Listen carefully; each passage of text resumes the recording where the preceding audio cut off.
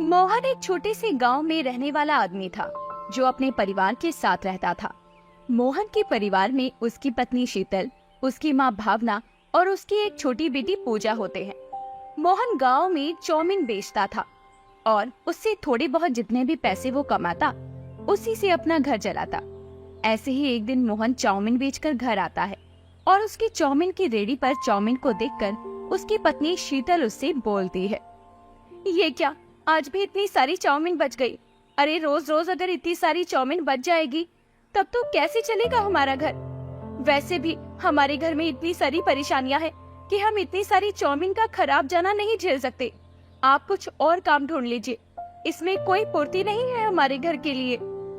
हाँ बेटा, बहू सही कह रही है। अरे इसमें कुछ नहीं होता है हमारा, बल्कि हर रोज नुकसान और हो जाता है। अब इतना नुकसान तो हम रोज रोज झेल नहीं सकते ना। इससे अच्छा है कि तू कुछ और ही काम कर ले। तू कुछ और काम करेगा तो क्या पता हमारा घर चल जाए। वैसे भी हमारे घर के हालात इतने तो अच्छे नहीं हैं कि हम इसी काम को लेकर जिंदगी भर बैठे रहें। आप लोग ठीक कह रहे हो। मैं भी इस बारे में काफी समय से सोच रहा था। मैं बात करता हूँ, कहीं मुझे काम मिल जाए तो मैं दूसरा काम ही करूँगा, वरना तो भगवान देख ही रहा है, जैसा भी चाहे वैसा ही होगा आगे तो। बाकी हम तो कोशिश ही कर सकते हैं। पापा आप चिंता मत करना, देखना सब कुछ जल्दी ही ठीक हो जाएगा। मुझे आप पर पूरा भरोसा है। आप ही तो हमारे घर की कर्ता धर्ता हो, सब ठीक कर दोगे आप। मेरी बेटी मुझ पर जितना विश्वास करती है ना, सच में मुझे ये देखकर इतना अच्छा लगता है और मुझे इसी विश्वास से इतनी हिम्मत भी मिलती है, वरना तो मैं कब की हिम्मत हार चुका था। अच्छा, खाने में क्या बना है? कुछ अच्छा बना है ना? कहाँ कुछ अच्छा बनेगा, आप तो सब कुछ जानते हैं। घर में दाल चावल के अलावा कुछ नहीं था, तो वही बनाया है मैंने। अरे मैं तो भूल ही गया था कि मेरी गुड़िया का जन्मदिन आने वाला है। तो पूजा बेटा बताओ, तुम्हें तुम्हारे जन्मदिन पर क्या चाहिए? देखो, तुम अपने जन्मदिन पर मुझसे जो मांगोगी वो मैं तुम्हें जरूर दूंगा।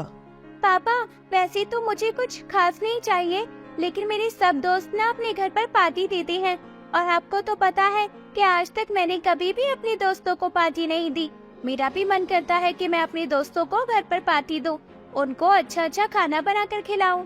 क्या हम इस बार अपने दोस्तों को पार्टी दे सकते हैं?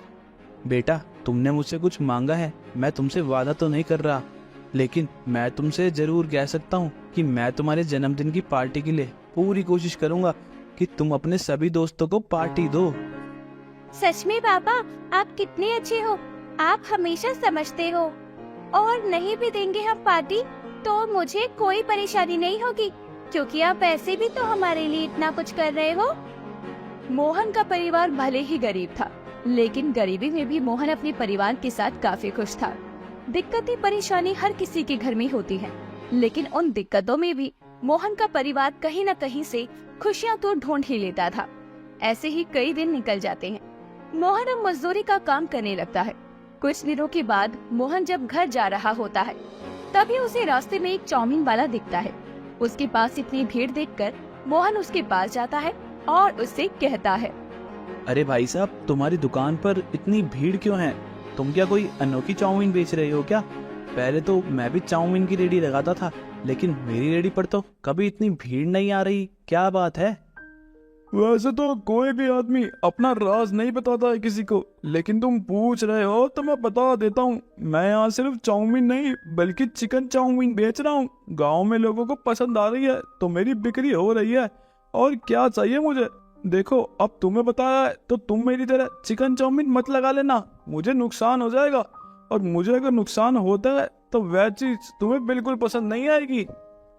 भाई साहब, मैं तो वैसे भी किसी का काम छीनने में यकीन नहीं करता हूँ, लेकिन मेरी भी इतनी परेशानियां चल रही हैं कि मैं इस चिकन चाउमीन के बारे में जरूर सोचूंगा, क्योंकि हमारे घर में काफी दिक्कत है और मैं शुरू से ही चाउमीन बेचने का काम करता था। पर आप इस बात से चिंता मत करना कि मैं आपका काम छीन लूंगा। आप इस चौराहे पर काम करो अपना, मैं दूसरे चौराहे पर अपना ठेला लगाऊंगा। हाँ, भले ही वो दूर है, लेकिन आपने मुझे अपनी चिकन चाउमीन के बारे में बताया है तो मैं आपको परेशानी नहीं देना चाहता। ये लो भाई, फिर तो बहुत ही अच्छी बात है। अरे मुझे क्या परेशानी होगी जब तुम दूसरे चौराहे पर अपना ठेला लगाओगे। मैं भी तो यही चाहता हूँ कि सब अपना अपना काम करें और खुशी खुशी खाएं। तुम मुझसे कुछ सीख कर कहीं और जाकर काम करोगे तो उसमें तुम्हारे लिए भी अच्छा है, मेरे लिए भी अच्छा है। मुझे इसमें कोई परेशानी नहीं है। देखो, उस चौराहे पर कम लोग आते हैं, इसलिए दोबारा तुम यही मत आ जाना। नहीं नहीं भाई साहब, आप चिंता मत कीजिए, मैं वहीं पर ही अपना ठेला लगाया करूंगा। मोहन को उस आदमी का दिया हुआ चिकन चाउमीन वाला आइडिया काफी अच्छा लगता है।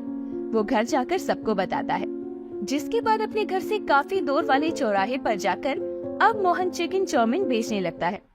मोहन के हाथ में चाउमीन का पहले से ही काफी अच्छा स्वाद और हुनर था और वो चिकन चाउमीन बेचने लगा था, जिसकी वजह से उसके ठेले पर काफी लोग आते थे और सबको उसकी चाउमीन काफी ज्यादा पसंद आती थी। ऐसे ही एक औरत कहती है, अरे वाह भाई साहब, क्या चिकन चाउमीन बनाई है। दूसरे चौराहे पर जो आदमी खड़ा है ना, वो भी चिकन चाउमीन बनाता है। मैं पहले वहीं से खाती थी, लेकिन उसके हाथ में ये स्वाद कहा जितना आपके हाथों में स्वाद है। सच में खाकर तो मजा ही आ गया, बहुत ही स्वादिष्ट बनाई है। एक प्लेट जरा और लगा दो। बहन जी, ऐसा मत कहिए कि उनकी चाउमीन में स्वाद नहीं है। उनकी चाउमीन में भी काफी स्वाद है। यहाँ तक कि उन्होंने ही मुझे चिकन चाउमीन का आइडिया दिया है, तभी तो मैं यहाँ पर लगा पाया हूँ, वरना तो मैं कुछ कर ही नहीं पाता। अरे भाई साहब, ये तो आप मान नहीं रहे हो कि आपकी चिकन चाउमीन उनसे ज्यादा अच्छी है। भले ही आपको उन्होंने बताया हो कि चिकन चाउमीन बेचो, लेकिन जो स्वाद आप दे रहे हैं वो उन्होंने नहीं दिया है। स्वाद तो केवल आपके हाथों में है। ये मुझसे नहीं, बल्कि यहाँ खड़े किसी भी ग्राहक से पूछ लो। इसी तरह मोहन का चिकन चाउमीन वाला काम और अच्छा चलने लगा। धीरे धीरे दूसरे चौराहे की भीड़ भी अब मोहन के ठेले पर आ जाती है। ये सब देखकर उस आदमी को काफी गुस्सा आता है और वो उससे जलने लगता है। ये मोहन खुद को समझता क्या है? मुझसे सीख कर गया चिकन चाउमीन बनाना और मुझसे ही तेजी चल रहा है। मुझसे ही गलती हो गई कि मैंने इसको चिकन चाउमीन बनाना सिखा दिया। यह तो मेरा ही काम खा रहा है, इसको तो मैं नहीं छोड़ूंगा। इसने जो मेरे साथ ये चालबाजी चली है ना, इसको तो मुंह की खानी ही पड़ेगी। वह भी इतनी जोर की खाएगा कि दोबारा कभी उठ नहीं पाएगा। उस आदमी की आंखों पर जलन की पट्टी बन चुकी थी, जिस वजह से अब वो मोहन से बदला लेना चाहता था। ऐसे ही एक रात जब मोहन अपने परिवार के साथ खाना खा पी कर सो रहा होता है, तो वो आदमी मोहन की रेड़ी को तोड़ देता है, यहाँ तक कि उसकी चाउमीन में भी रेत मिला देता है। अगली सुबह जब मोहन का परिवार उठता है, तो अपनी रेड़ी पर चाउमीन की ये हालत देखकर वो सब हैरान हो जाते हैं। पापा, ये सब कैसे हो गया? हमारी रेड़ी की ये हालत किसने की? यह तो मुझे भी नहीं पता कि यह मेरे ठेले की हालत किसने करी है। पता नहीं कौन है जो मुझसे दुश्मनी कर रहा है। सारी चाउमीन पर भी रेत मिला दी है। अब क्या करेंगे जी आप? एक ही दिन में दोबारा से हमारा ठेला तो ठीक नहीं हो पाएगा, और नया ठेला लेंगे तो उसमें काफी पैसा लग जाएगा। मेरे पास साइकिल तो है ना, मैं साइकिल पर अपनी चिकन चाउमीन बेचूंगा। वैसे भी लोग वहाँ पर भी चिकन चाउमीन खाने आते हैं, मेरे ठेले को देखने नहीं। हाँ बेटा, वैसे भी इतनी मुश्किलों के बाद सब ठीक हो रहा है, तो भगवान आगे भी ठीक करेगा। मोहन हिम्मत नहीं हारता और फिर से कोशिश करता है, और फिर से मोहन का चलता हुआ ठेला देखकर उस आदमी को जलन होती है। इसीलिए एक रात जब वो घर वापस जा रहा होता है कि तभी वो आदमी मोहन को पीछे से धक्का देने आता है कि उसका पैर फिसल जाता है और वो एक ट्रक के सामने आ जाता है, जिस वजह से उसका एक पैर ट्रक के नीचे आ जाता है और उसका पूरा पैर कुचल जाता है। मोहन उस आदमी को अस्पताल लेकर जाता है, उसकी दवाई करवाता है, उसका पूरा ख्याल रखता है।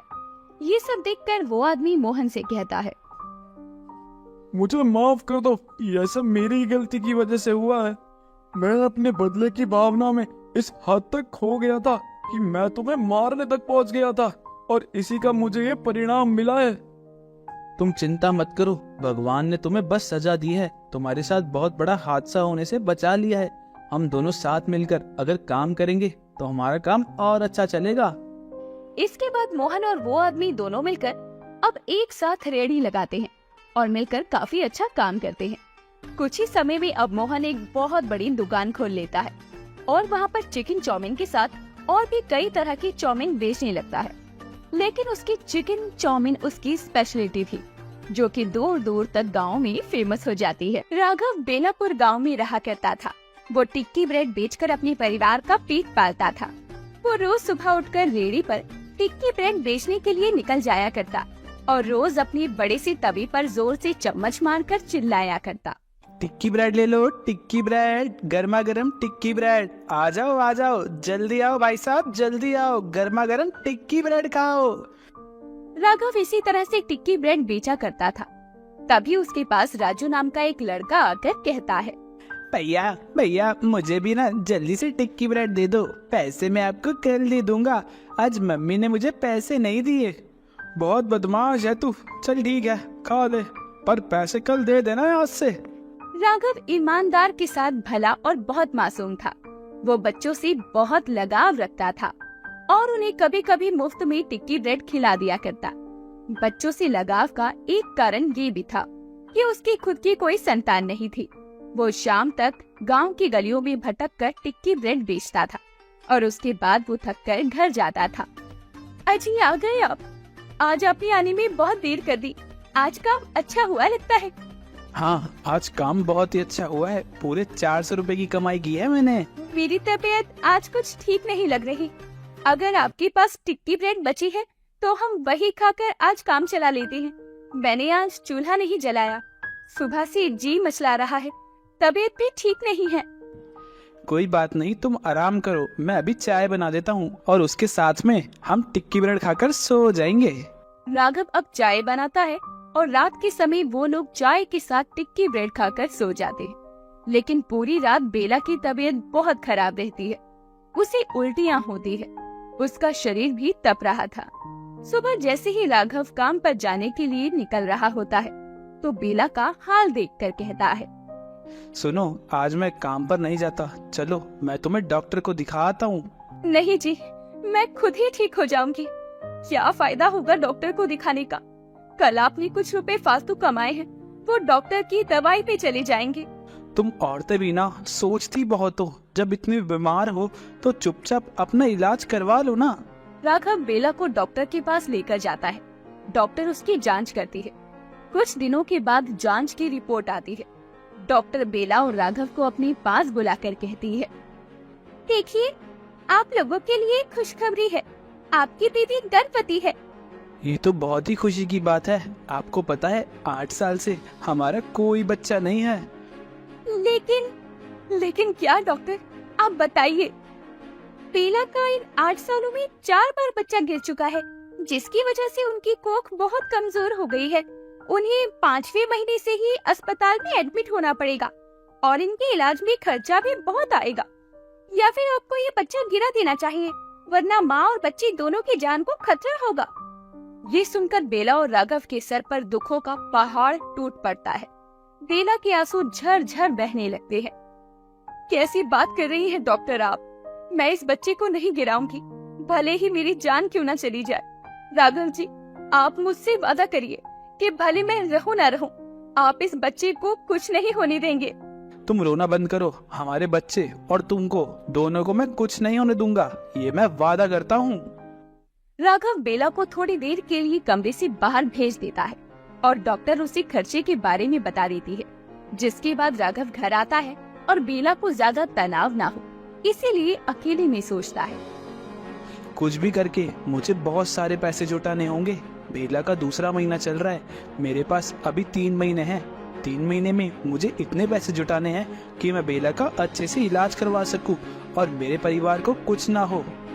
इसके बाद में अब राघव ठान लेता है कि वो ज्यादा टिक्की ब्रेड बनाकर बेचेगा।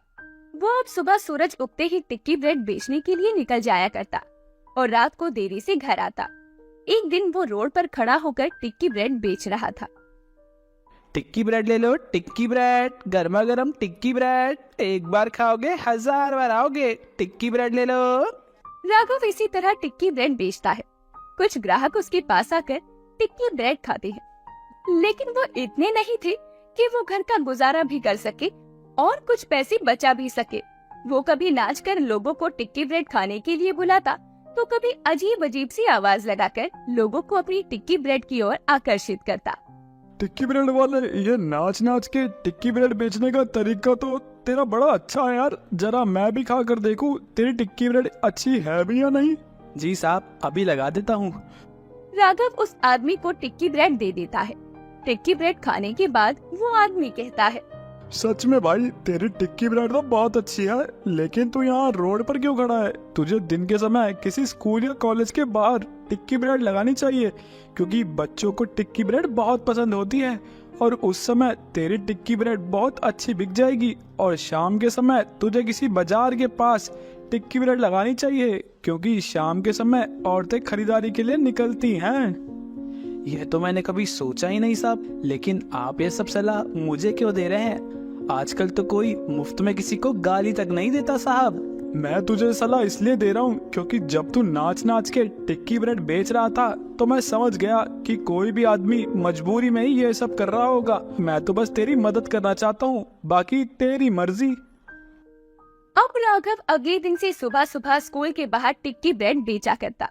वो नाच नाच के टिक्की ब्रेड बेचता, जिस वजह से बच्चे उसके पास भीड़ लगा लेते और सब लोग उससे टिक्की ब्रेड लेकर खाया करते।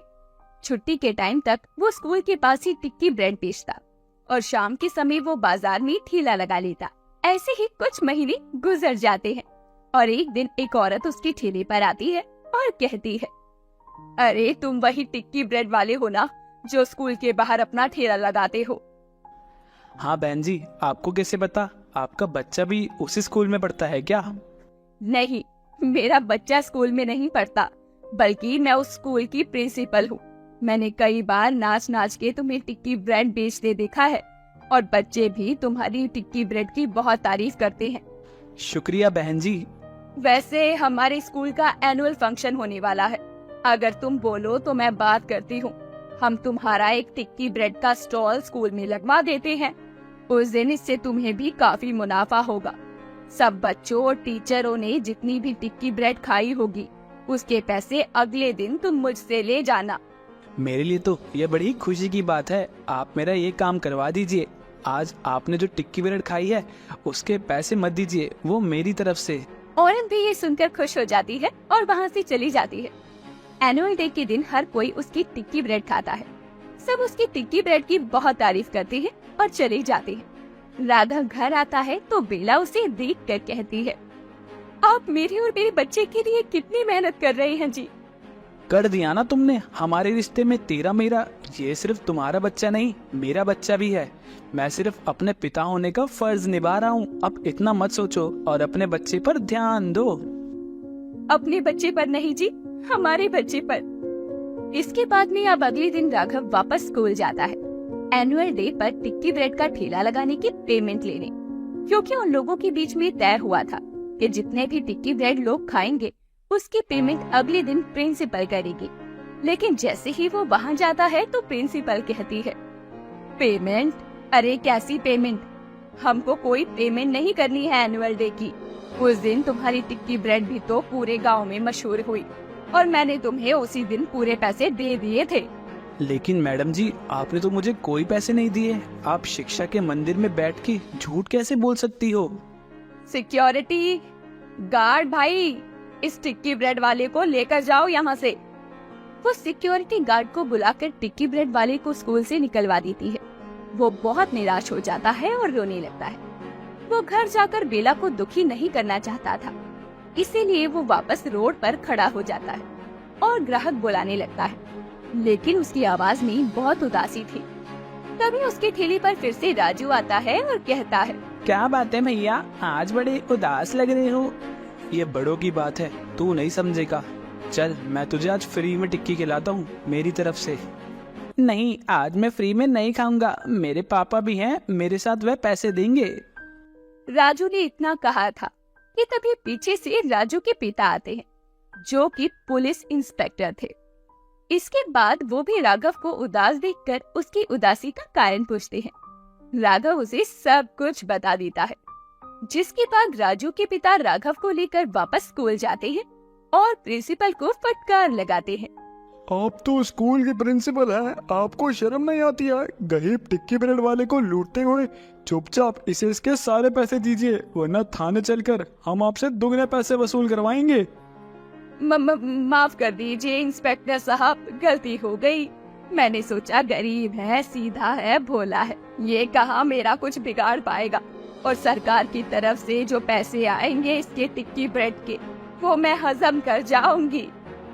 अब स्कूल की प्रिंसिपल चुपचाप गरीब टिक्की वाले के सारे पैसे दे देती है और उसके पास बहुत सारे पैसे जमा हो जाते हैं, जिससे वो अपनी बीवी का इलाज शुरू करवा देता है और गांव के अंदर अपनी एक छोटी सी टिक्की ब्रेड की दुकान भी डालता है। स्कूल के एनुअल डे के बाद उसकी टिक्की पूरे गांव भर में मशहूर भी हो गई थी, जिस वजह से उसकी कमाई भी अब ज्यादा होने लगी थी। बच्चे उसकी टिक्की ब्रेड को खास तौर पर पसंद करते। वो अपनी पत्नी बेला का भी अच्छे से इलाज करवाता है और उसकी पत्नी बेला कुछ महीनों के बाद एक खूबसूरत सी बेटी को जन्म देती है।